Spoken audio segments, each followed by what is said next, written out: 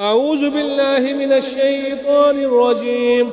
بسم الله الرحمن الرحيم.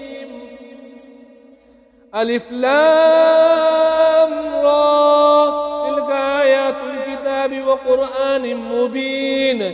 ربما يود الذين كفروا لو كانوا مسلمين، ذرهم يأكلوا ويتمتعوا ويلههم الأمل فسوف يعلمون. وما أهلكنا من قرية إلا ولها كتاب معلوم، ما تسبق من أمة أجلها وما يستأخرون. وقالوا يا أيها الذي نزل عليه الذكر إنك لمجنون، لو ما تأتينا بالملائكة إن كنت من الصادقين. ما ننزل الملائكة إلا بالحق وما كانوا إذا منظرين. إنا نحن نزلنا الذكر وإنا له لحافظون. ولقد أرسلنا من قبلك في شيع الأولين، وما يأتيهم من رسول إلا كانوا به يستهزئون. كذلك نسلكه في قلوب المجرمين، لا يؤمنون به وقد خلت سنة الأولين.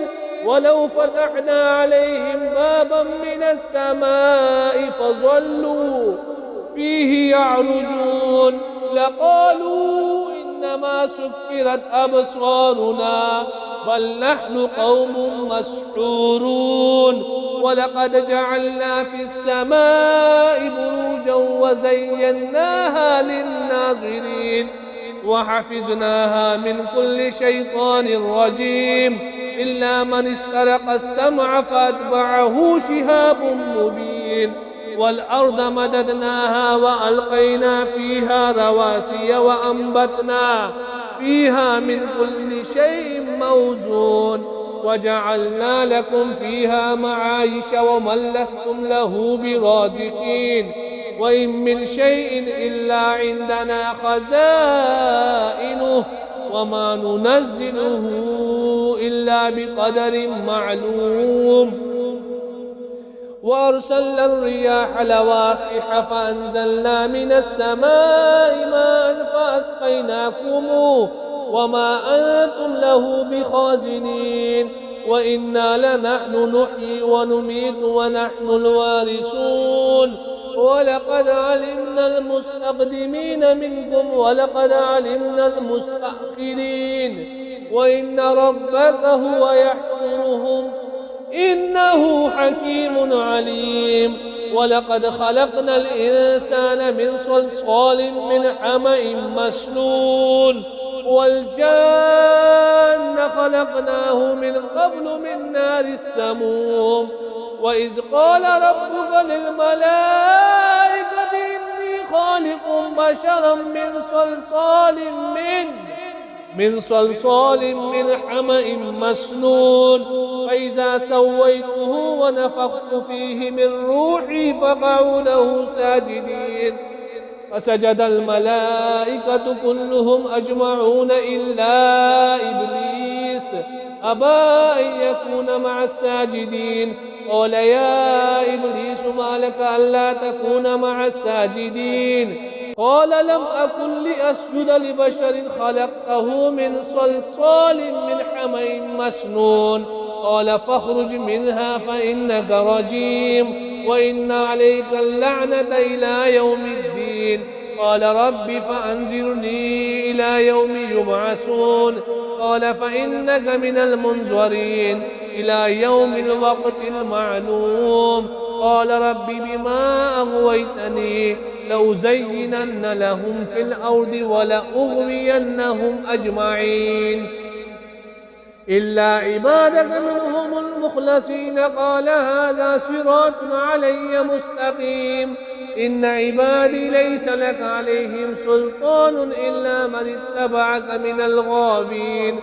وإن جهنم لموعدهم أجمعين لها 7 أبواب لكل باب منهم جزء مقسوم إن المتقين في جنات وعيون ادخلوها بسلام آمنين ونزعنا ما في صدورهم من غل إخوانا على سرر متقابلين لا يمسهم فيها نسب وما هم منها بمخرجين نبئ عبادي أني أنا الغفور الرحيم وأن عذابي هو العذاب الأليم ونبئهم عن ضيف إبراهيم إذ دخلوا عليه فقالوا سلاما قال إنا منكم وجلون قالوا لا توجل إنا نبشرك بغلام عليم قال بشرتموني على أن مسني الكبر فبم تبشرون قالوا بشرناك بالحق فلا تكن من القانتين قال ومن يقنط من رحمة ربه إلا الضالون قال فما خطبكم أيها المرسلون قالوا إنا أرسلنا إلى قوم مجرمين إلا آل لوط إنا لمنجوهم أجمعين إلا امرأته قدرنا إنها لمن الغابرين ولما جاء آل لوط المرسلون قال إنكم قوم منكرون قالوا بل جئناك بما كانوا فيه يمترون وأتيناك بالحق وإنا لصادقون فأسر بأهلك بقطع من الليل واتبع أدبارهم